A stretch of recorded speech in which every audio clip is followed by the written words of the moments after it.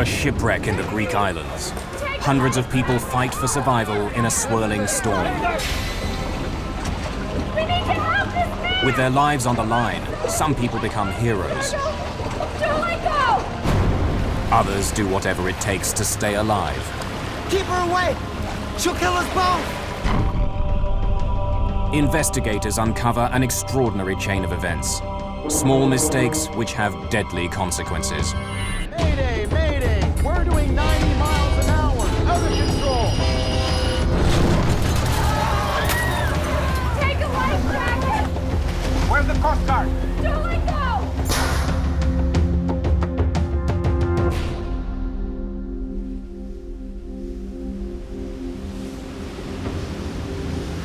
A passenger ferry pushes its way through a storm. What is that?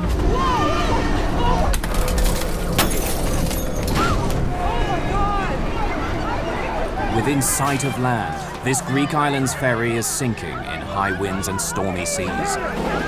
There was a hole, and it was going to sink, and it was going to sink fast. A huge rescue operation kicks in. Rescuers must risk their own lives.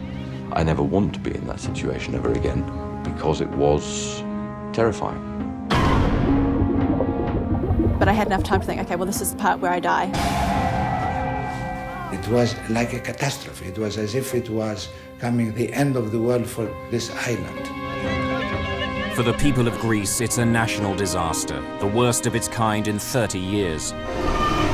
Discovering why it happened will take months of detective work and raise this question: how safe are the ships we sail on?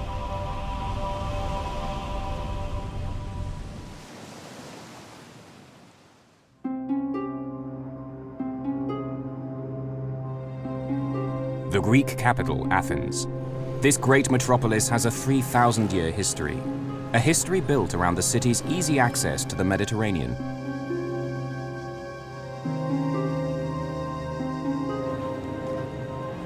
The harbour district of Athens is called Piraeus. Ferry boats ply back and forth between here and the more than 200 islands scattered throughout the Aegean Sea. For island hoppers, this is where the adventure begins.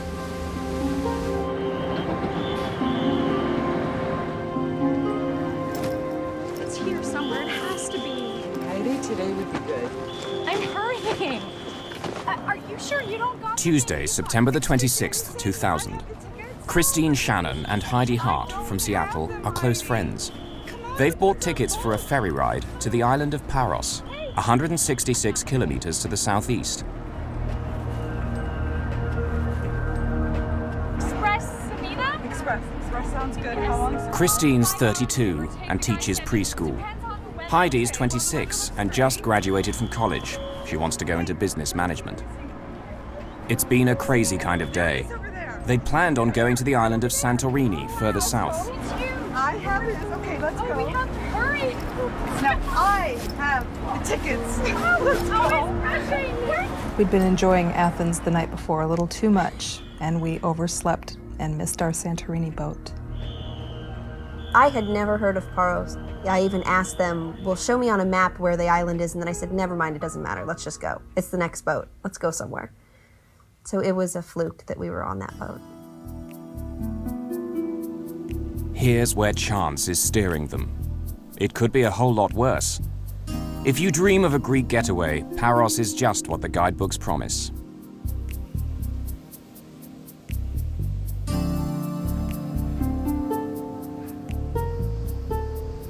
Life is laid back, and the backdrop is enchanting. Around 12,000 people live on Paros year-round.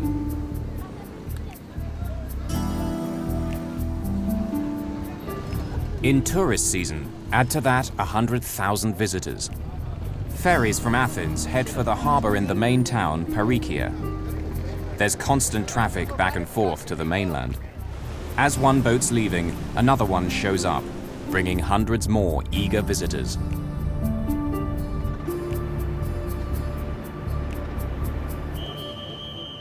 Christine and Heidi are among 472 passengers who board the Samina today.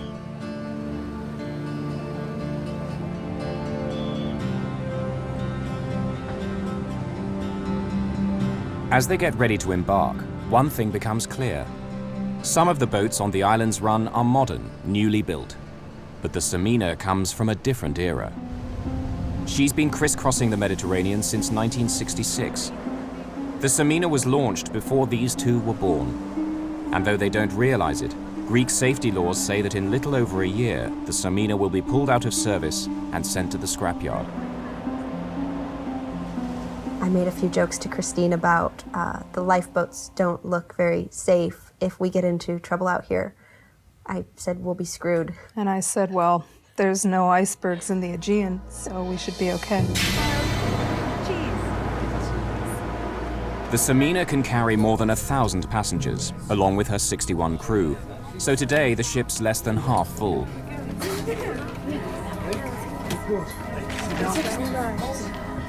Katrina Stark and her cousin Sarah Davis, both from New Zealand, are backpacking. Like Heidi and Christine, they're literally sailing into the unknown. We had no plans. We went to get on the very first ferry that was leaving, going wherever it was going to take us, and that happened to be first stop Paris. At 7:15, 2 hours into the journey, the sun is setting. There are still 3 hours to kill before the Samina arrives.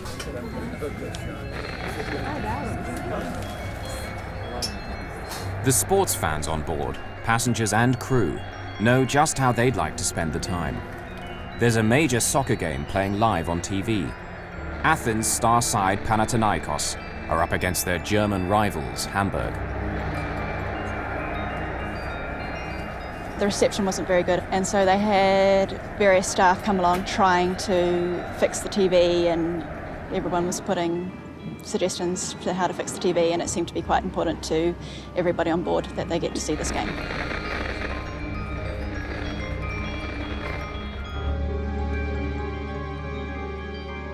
At 8 p.m., the Samina passes the island of Kithnos. They're on schedule to reach Paros at around 10:15.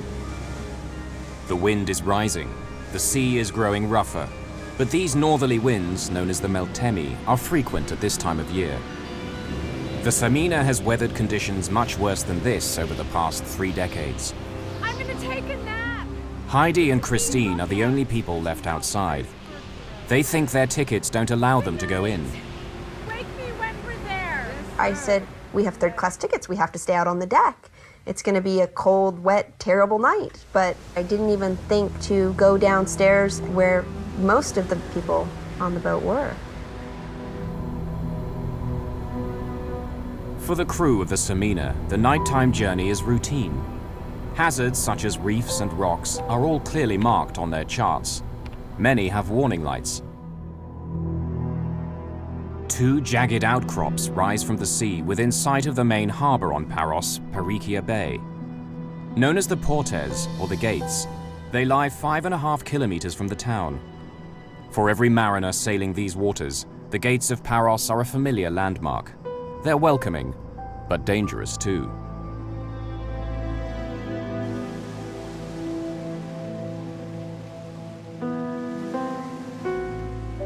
The rocks rise 25 meters out of the sea. Every passing ship must give them a wide clearance. At night, a beacon light on the taller of the 2 rocks sends a clear warning to sailors. Stray too close to the Gates of Paros, and disaster will follow.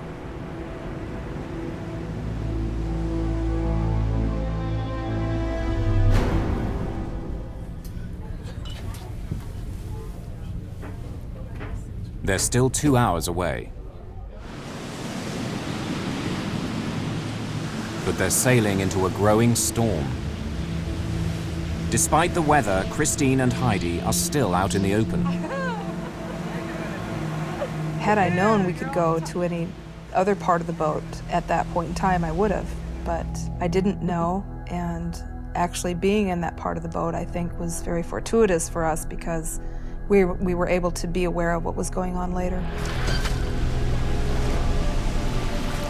Being out on the deck will help save their lives. Soon, everyone aboard will be fighting for survival.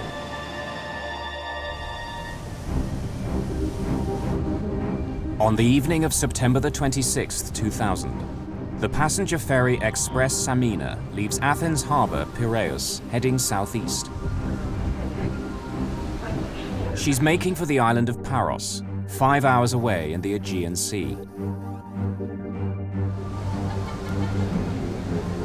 As the sun sets, the weather deteriorates until by nightfall the ship is being buffeted by a northerly gale. But the crew are used to such conditions. Their ship is big enough, tough enough to survive far worse. The Samina is 115 meters long, more than a soccer field, and 18 meters wide. Passengers are widely dispersed. Heidi and Christine are out on the open deck. Katrina and Sarah are inside the main passenger lounge. The nerve center is here, the engine room. It's below the waterline, but is protected by a series of watertight doors. The crew need to move about, but the ship is safe so long as they lock the doors tight behind them.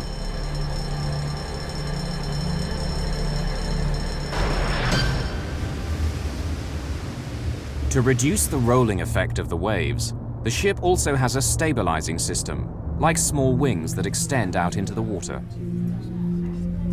It's still a bumpy ride, but it doesn't stop passengers moving about when they want to. As we got further away and night began to fall, the seas got rougher and it became stormy until it got to the point where you couldn't even walk on board. You had to kind of stumble sideways. People were kind of laughing. It was kind of funny at the time.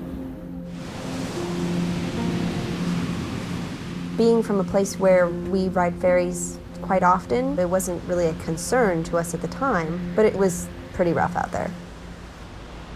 It's 10 p.m. The wind has now risen to nearly 50 kilometers an hour. Waves are cresting 2 meters high. Despite the gale, visibility is good. Those are the lights of Paros. The Samina's on time and still pushing forward at 33 kilometers an hour. Then suddenly, the ship lurches sharply to the left. What's that? The boat turned enough that it startled me awake, and I woke up and was kind of dazed a little bit. You can't just park a boat like you're parking a car, and so I thought it was odd that I felt this G-force of the boat turning. Christine said, "Hey, there's lights. I see shore. We must be getting pretty close to docking." The lights of Parikia, even car headlights, are clearly visible just 5.5 kilometers away. But then another light cuts through the darkness.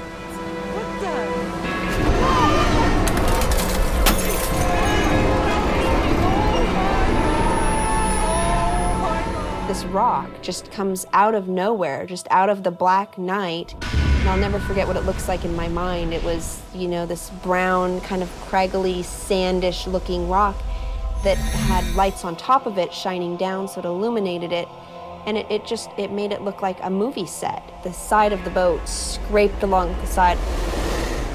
I could have walked over and touched it. And you could hear down in the lower decks of the boat that the metal was just ripping apart. The unthinkable has happened. The Samina has crashed against the gates of Paros. 1 million kilos of ship grind against the rocks. It was the worst sound, and it was the loudest sound I've ever heard in my life. It sounded like fingernails on a chalkboard, just God's fingernail on the biggest chalkboard in the world. There was a hole, and it was going to sink, and it was going to sink fast. The shockwave reverberates through the ship. Suddenly there was a big lurch to the right side of the boat, and people who were standing up got thrown off their feet. Everything in the bar smashed. I looked out the window and there were 2 large rocks went past that looked white, lit up by the light inside the ship. I don't know what that was. Oh, man, it just doesn't sound good, In a situation like this, the time frame is so hard to put back together. But it seemed like maybe a minute or two until the boat started to noticeably lilt to the side and tip. And that's kind of when the chaos started.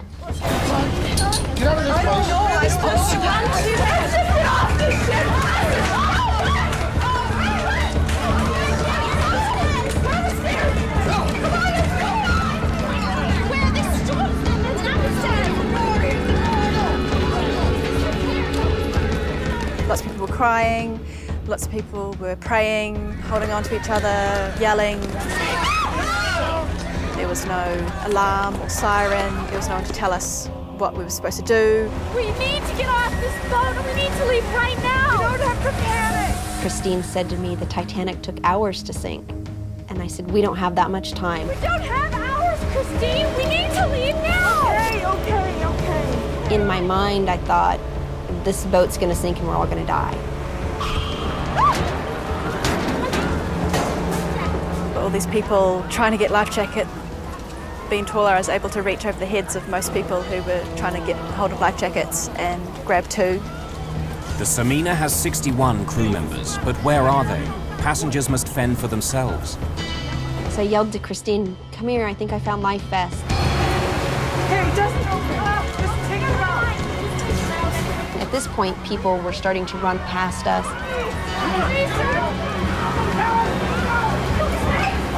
And I was saying, here, take these, and throwing them out, and people were just panicking.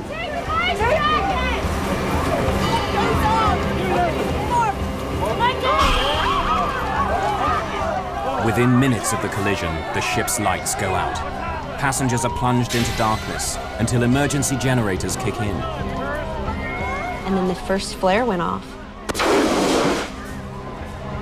This eerie red glow coming down over the ferry gave it a whole nother feeling of just terror that we're out in the night, in the dark, and the ferry's gonna sink.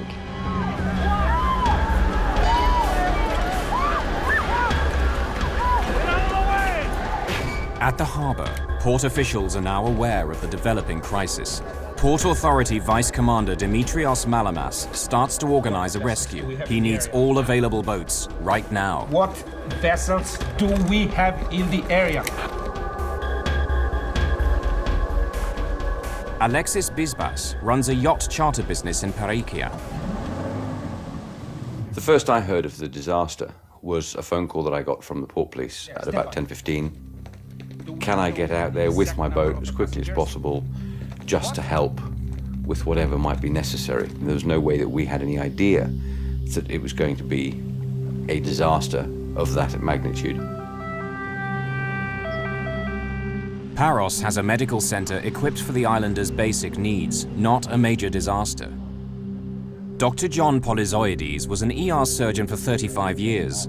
Though retired, he helps run the center. We saw the ship was going down, and there were a lot of boats and lights and so on. I personally did not expect anything tragic to come out of that because we were so close also to the harbor. Aboard the Samina, many of the 472 passengers are in a state of sheer terror. It was chaos. It was people not knowing what to do and waiting for a captain or a crew to help us. There was a woman who went through the door just before us, and she, as soon as she got out onto the deck, she climbed over the railings and just jumped off, like didn't look back or didn't say anything to anybody, and just climbed over and threw herself off into the water. There was people holding children over the railings, wanting to throw them down to people in the water. It was quite a terrible scene. The wind hampers efforts to abandon ship. They were releasing inflatable life rafts. They weren't attached to the ship, so as soon as it was released, it was in a big storm, it would get picked up by the wind as soon as it was inflated, and they were just blowing halfway to Athens. The rafts blow beyond the reach of many passengers who've already leapt into the sea. In the confusion, Heidi Hart is knocked flying, striking her head. I kept thinking, if I black out now, I'm done for. This boat's sinking. I have to stay conscious. I had this adrenaline rush, and there was, a feeling that I would call terror.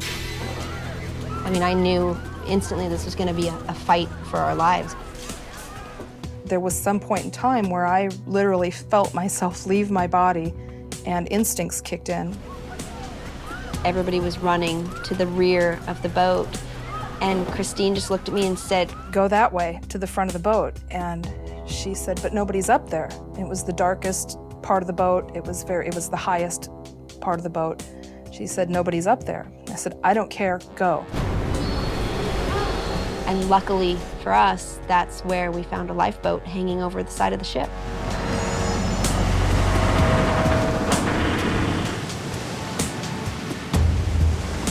Heidi and Christine have escaped the sinking ship, but they're still at the mercy of the storm. When we jumped into the lifeboat, it wasn't orderly, here's your seat. It was jump. Where you land is where you are, and so we were just kind of all pig-piled in this lifeboat together. The battle for survival takes an ugly turn. Each passenger must decide, help others or fend for themselves. There was 5 or 6 men in the back of the boat, and they were fighting with each other. They were yelling at each other. As the ferry was sinking, they kept pointing at the ferry and fighting with each other. And then, you know, this is when I see the guy swimming up to the boat, and so I started getting ready. I'm thinking, okay, I need a rope. I gotta throw him something. He has no life vest on.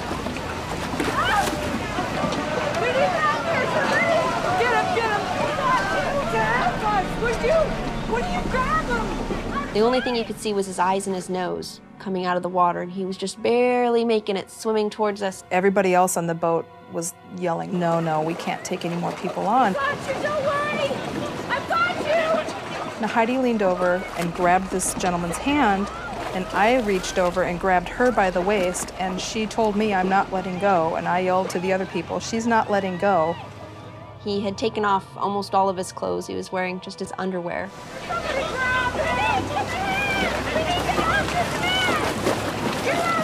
I mean, I'm not a very big person. I'm 5 feet tall. Just me trying to pull him in the boat wasn't gonna work. The men in the lifeboat realize that Heidi won't let go and finally help haul the drowning man on board. I don't know what they were thinking. They were panicking. So, I mean, who am I to judge what other people were thinking and doing? But there was a lot more that could have been done that night. Of the 533 people who set out on the Samina, many are now in the sea. Others are still trapped on the vessel itself. The ship begins to roll over. If it goes down, dozens of people will be dragged down with it.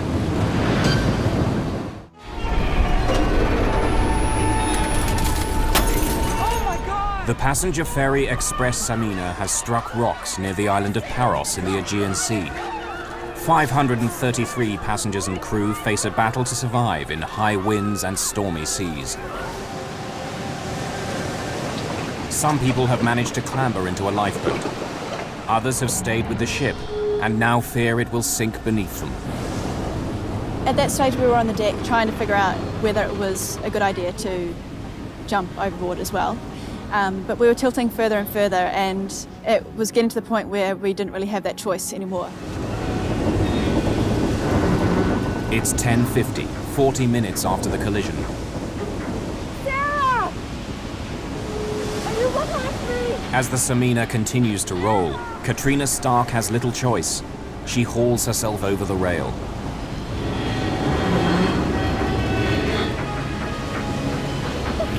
The ship has turned completely on its side.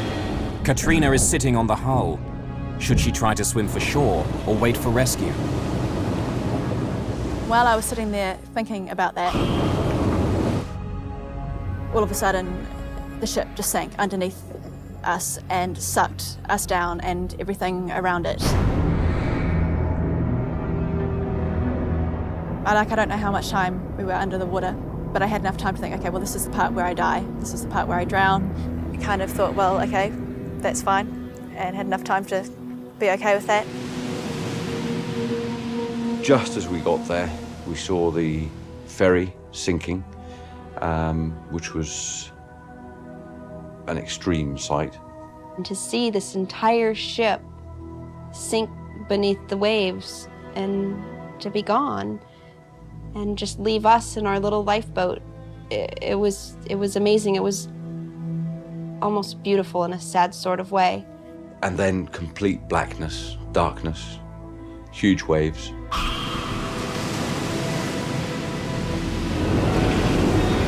The Samina sinks 2.5 kilometers from the gates of Paros. Even without its engines, wind, waves, and the ship's own momentum carry the Samina closer to the shore. The sea here is 38 meters deep. As the Samina goes down, huge bubbles of air escape from the ship, making the water less dense, making objects in the water sink more quickly. Katrina Stark sinks several meters before the buoyancy of her life jacket pulls her up again.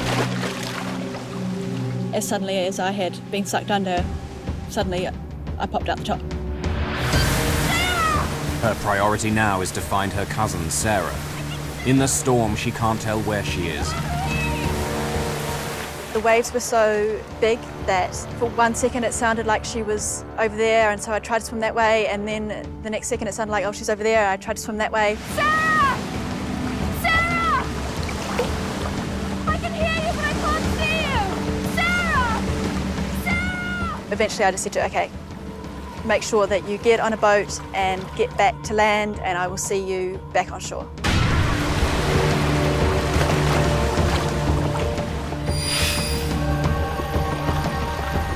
At 11:15 p.m., Dr. Polyzoides receives his first casualty of the night, but something doesn't add up.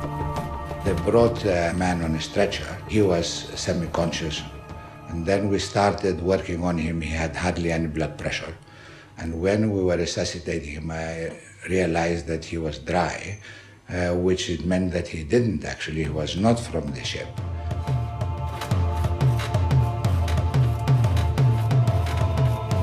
Anyway, we carried on. Eventually we lost him. He died in our hands.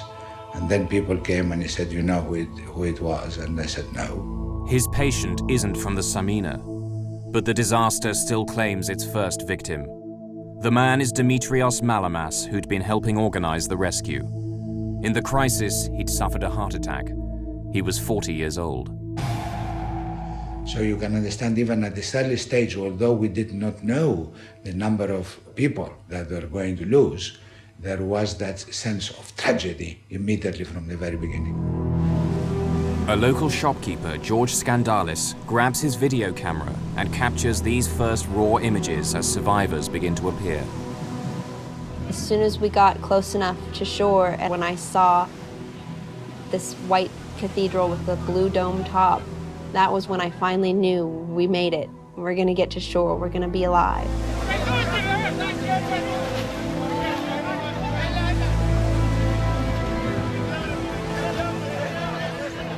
I felt more alive than I've ever felt in my life. Giddy, almost giddy.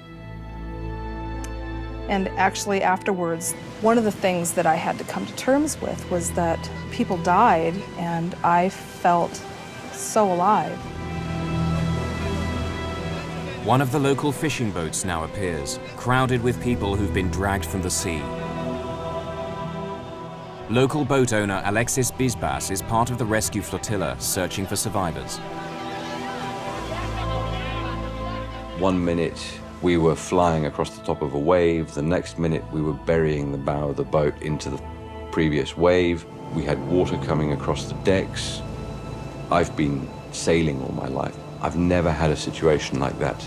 I never want to be in that situation ever again, because it was terrifying. He plucks 25 people from the sea in 3 trips out into the stormy waters.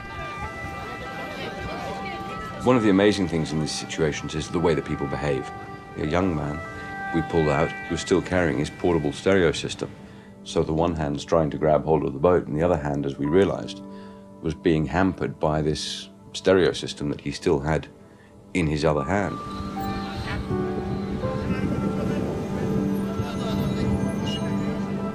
One of them was an old lady who had tied to her life jacket her bag. As we were trying to drag her into the boat, we realized that something was stopping her, and I went to cut her free of this bag, and she said to us that if we did, we should throw her back because that was her entire life in this bag. Many survivors are in a state of shock. All are cold, wet, and exhausted.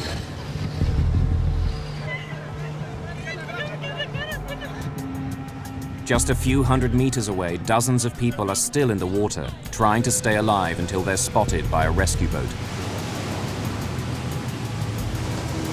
Katrina Stark and a fellow survivor, a total stranger, are now clinging desperately to a piece of wreckage. My first surprise about being in the water was that it was warm. I was really expecting the water to be cold. They were big waves, and you just had to cling on tight to the piece of wreckage.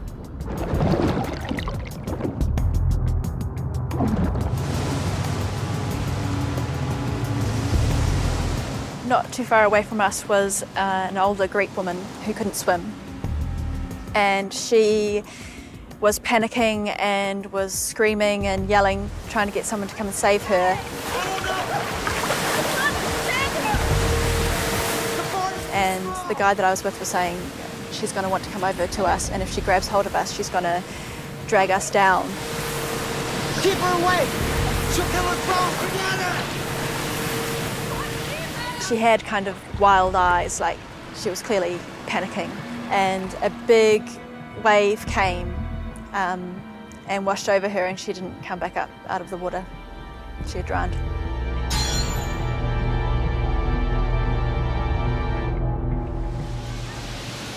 There are still some signs of hope. Some people have been pushed south by the wind.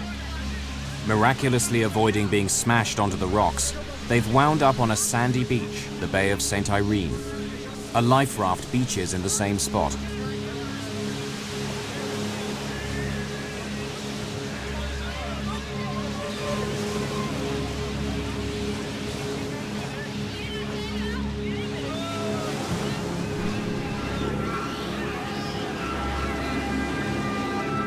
They're safe now, but the terror these little children have gone through is hard to comprehend. More than 400 survivors have now wound up on the dockside. Many have suffered a terrifying ordeal in the water. They're rushed to the medical center, where Dr. Polyzoides has now assembled a team of 15 medics. Some doctors and nurses based on the island, others tourists who've come in to assist. Between 11:30 and 12, the first drowned was brought in on a stretcher. And although I worked for 35 years as an accident surgeon, it was a horrible experience. And that was the beginning of the horrific feeling which I had that this is serious now. At midnight, after an hour in the water, Katrina Stark is brought to shore. We were the last people that they were able to bring up onto the boat. And they headed back for the harbour, and on the way they stopped a couple of times to pick people up, but they would go to pick them up and realise that they were dead, and so they'd just leave them where they were. Katrina doesn't know if her cousin made it. Sarah? Katrina? I was just never been so happy to see anybody in my whole life. How did you get here? And I just grabbed hold of her and wouldn't leave her side for a second. To see you. How are you doing? You okay? Are you keeping warm? Yeah. It was terrifying. I mean, it's been 5 years since the accident, and I still have nightmares. I still think about it. It will still make me cry. You guys have had quite a shock being in the water. It was traumatic, and it was very scary, but it was also a singularly defining moment in my life where I was able to use all of the resources I had to survive. I think we've got him. Pull. I don't think I would have chosen not to live through this.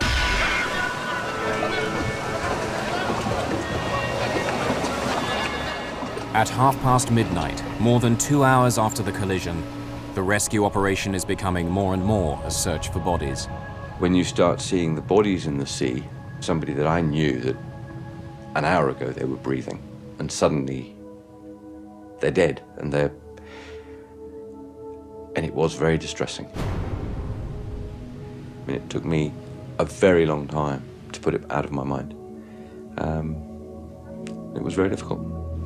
25 people are now confirmed dead. As victims continue to arrive, Dr. Polyzoides is overwhelmed. Do I go to this room and try and save someone?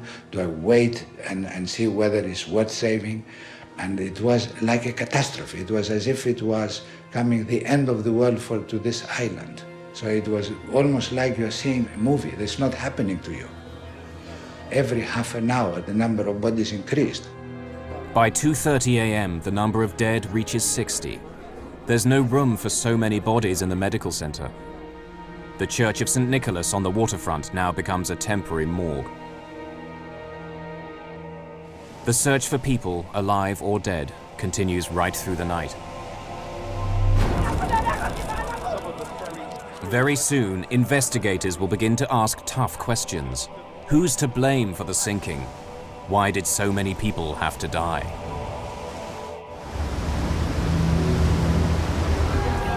The passenger ferry Express Samina has sunk in a storm in the Aegean Sea.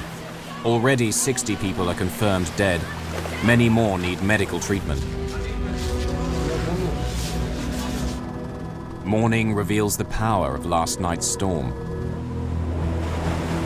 A lifeboat lies smashed to pieces on the rocks. Life rafts blew away, empty. A message board at the harborfront lists who's alive and who's still missing. Bodies will continue to wash up on the beaches for days to come. There aren't enough coffins on Paros. More arrive. Even the most experienced professionals are touched by the trauma. I was so shaken by this that I didn't sleep for 2 nights, and on the third night, where I went to sleep, I dreamt that my son was drowning. Very quickly, the grief turns to anger. Where were the crew when the ship hit the rocks? Where were they when the passengers needed help? Rumors spread like wildfire and are picked up by the media. Were some members of the crew watching the soccer game on TV when they should have been steering the ship? The captain, 53-year-old Vasilis Yanakos, is held for questioning by the police. On Paros, the funerals begin. Here, a 4-year-old boy drowned with his father. Divers discover 10 bodies trapped inside the hull of the Samina.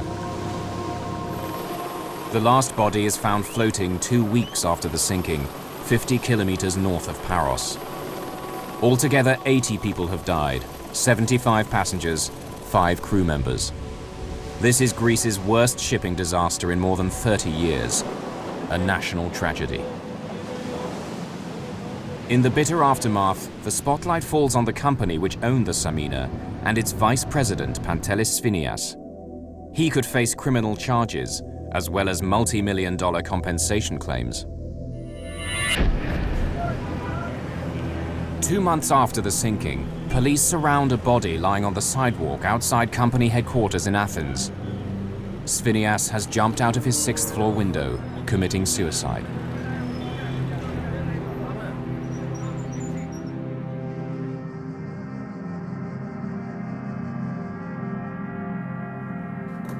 Maritime experts at the National Technical University of Athens begin an inquiry. Detailed testimony is gathered from 46 crew members, as well as 192 passengers. The Greek legal authorities want the university to give them a thorough explanation of what happened.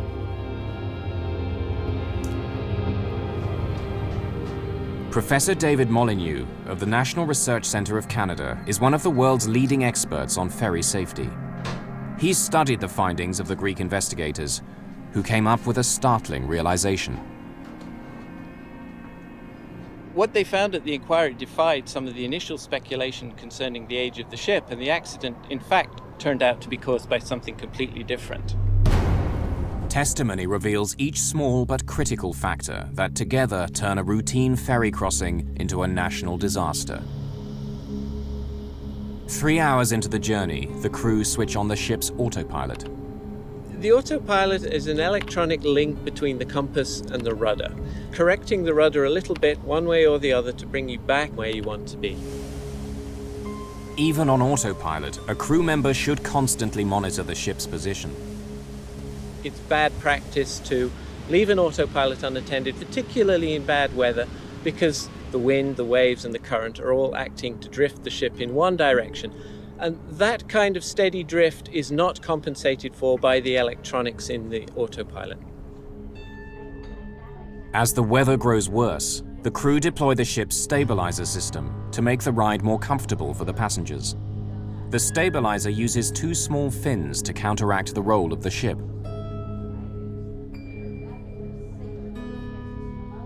But something extraordinary has happened.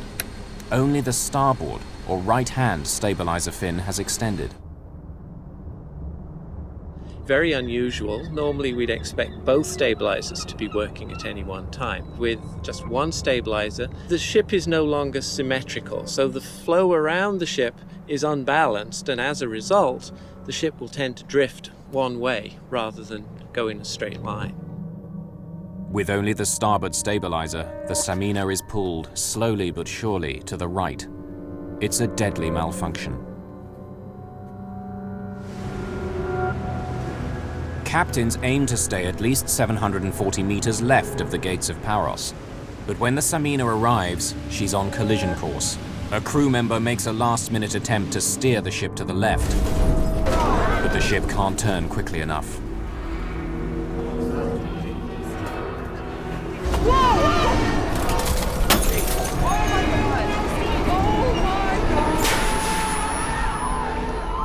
It was very unfortunate that the ship got hold, but there was really no reason why the ship should have sank. The damage was within the range that you would normally expect a ship to survive. The east face of the taller pinnacle is where the ship strikes, at 12 minutes past 10 p.m. There's a 6-meter lengthways gash, as long as a telephone pole, and 1 meter wide.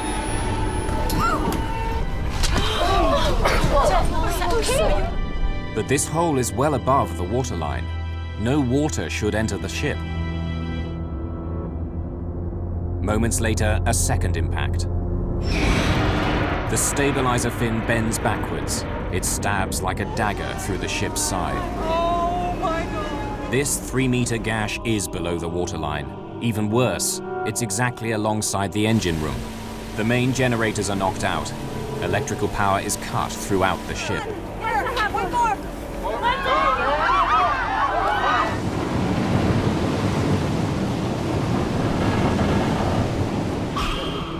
The investigating team orders divers to make a detailed survey of the wreck of the Samina.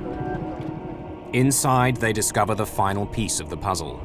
Even with 2 large holes, the ship could have been saved. One final error sealed the fate of the Samina. The passenger ferry Express Samina strikes rocks near the Greek island of Paros. With 2 gaping holes in her starboard side, she capsizes and sinks in 38 meters of water. Divers go down to survey the wreck and make a startling discovery. Like all large seagoing ships, the Samina is divided into separate compartments, sealed by watertight doors like this one. Safety laws insist they remain locked while the ship's at sea.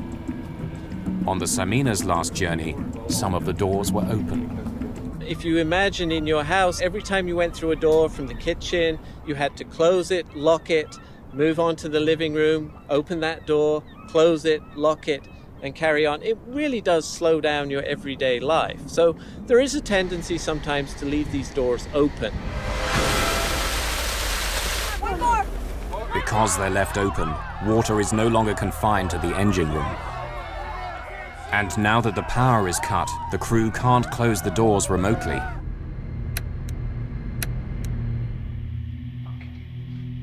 "29 of the crew are called back for a second grilling by investigators. This testimony provides an exact picture of the ship's last moments, data which is now built into a computer model. At 10:15, 3 minutes after the collision, the ship is listing only 5 degrees to the right. but filling fast through that hole in the engine room. By 10:25, she's listing 14 degrees. Now the 6-meter gash, which was above the waterline, is exposed to the sea. This is the point where the Samina and 80 of those on board are doomed. The ship can't withstand this degree of damage. The Samina is what's called a ro-ro ferry. It stands for roll on, roll off. This is a modern ro-ro ship. Vehicles simply reverse in through the stern doors and then drive out at their destination. It's a cost-effective design with a potentially fatal flaw. The worst shipping disasters in recent times have involved vessels designed this way. The Herald of Free Enterprise went down with the loss of 193 lives at Zeebrugge in Belgium in 1987. 850 were drowned aboard the ro-ro ferry Estonia in the Baltic Sea in 1994. Unlike a cruise ship or a cargo vessel, which are divided into many smaller compartments, the vehicle deck of a ro-ro ship is one large open area, highly vulnerable to rapid flooding.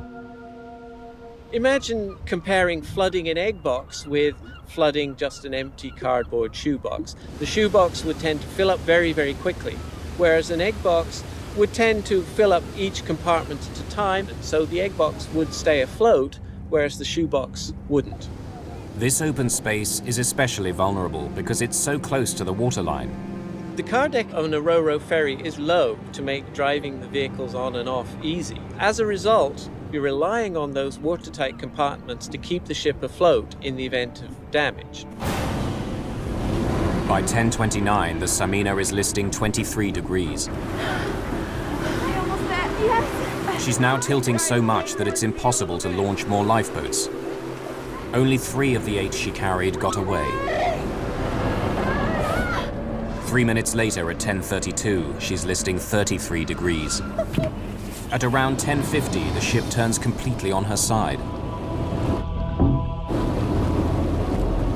We know the exact time that the ship sank because the clock on the bridge was stopped at 2 minutes past 11. Divers surveying the wreck make their most important discovery. Of the ship's 11 watertight doors, 9 were left open. And the most important aspect of this accident was leaving the watertight doors open. As a result, the ship flooded, lost all its reserve of buoyancy, and eventually sank. If the doors had been locked, despite the navigational error which put the ship on the rocks, despite the hole in the engine room, this would probably have been a survivable accident.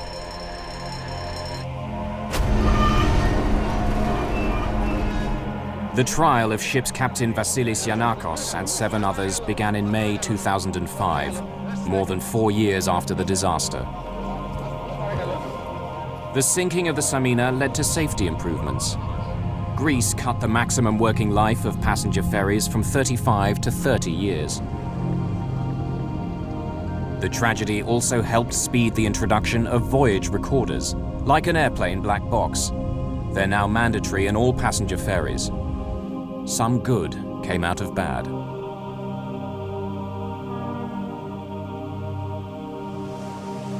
For the first time since those dramatic events, Katrina Stark has come back to Paros. It's an emotional return. It was a pretty traumatic thing to go through, but it's quite a character-building experience, and I think it plays a large part in who I am today. For their role in helping to save lives, Heidi Hart and Christine Shannon were given an award for heroism by the city of Seattle.